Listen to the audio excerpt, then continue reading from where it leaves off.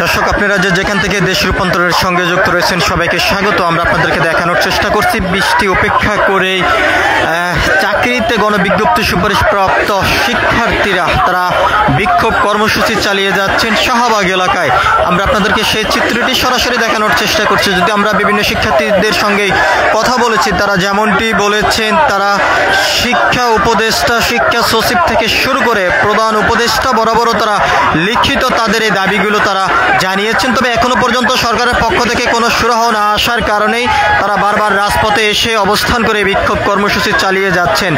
আমরা আপনাদেরকে জানিয়ে রাখতে চাই, তারা যেমনটি আজকে বিক্ষোভ কর্মসূচি থেকে বলছেন, যত সময় পর্যন্ত তাদের এই দাবি সরকার মেনে না নেবেন এবং তাদেরকে সুযোগ না দেওয়া হবে, তত সময় পর্যন্ত তাদের এই আন্দোলন, সংগ্রাম, কর্মসূচি, বিক্ষোভ চলমান থাকবে। আমরা আপনাদেরকে আরও একটি বিষয় জানিয়ে রাখতে চাই, দেশের বিভিন্ন জেলা উপজেলা থেকে এসে শাহবাগ এলাকায় তারা অবস্থান করেন এবং এখান থেকে তাদের এই বিক্ষোভ কর্মসূচিটি শুরু হয়েছে এখন থেকে প্রায় 1 ঘন্টা আগে। আমরা আপনাদেরকে জানিয়ে রাখতে চাই, বৃষ্টি উপেক্ষা করেই এই বিক্ষোভকারীরা তাদের এই দাবি নিয়ে তারা রাজপথে অবস্থান করে বিক্ষোভ কর্মসূচি তারা চালিয়ে যাচ্ছেন। আমরা আপনাদেরকে আরো একটি বিষয়টা জানিয়ে রাখতে চাই, শিক্ষার্থীরা বারবার যেমনটি বলেছেন, সরকারের পক্ষ থেকে বারবার আশ্বস্ত করলো, এখনো পর্যন্ত তার কোনো সুরাহ কিন্তু পাচ্ছেন না তারা, এবং তাদেরকে বারবার আশ্বস্ত করা সত্ত্বেও সেই আশ্বস্তের আলো এখনো পর্যন্ত তারা দেখছেন না, যার কারণে তারা এখনো পর্যন্ত রাজপথে অবস্থান করে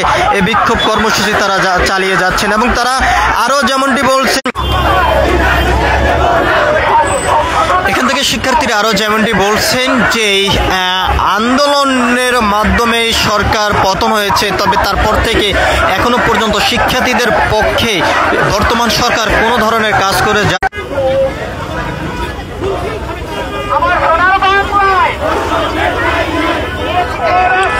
আমরা আপনাদেরকে দেখানোর চেষ্টা করছি, এখানে লক্ষাধিক শূন্য পদে থাকা সত্ত্বেও 2025 সালে শূন্য পদ যুক্ত না করায় সুপারিশ বঞ্চিত হয়েছেন যারা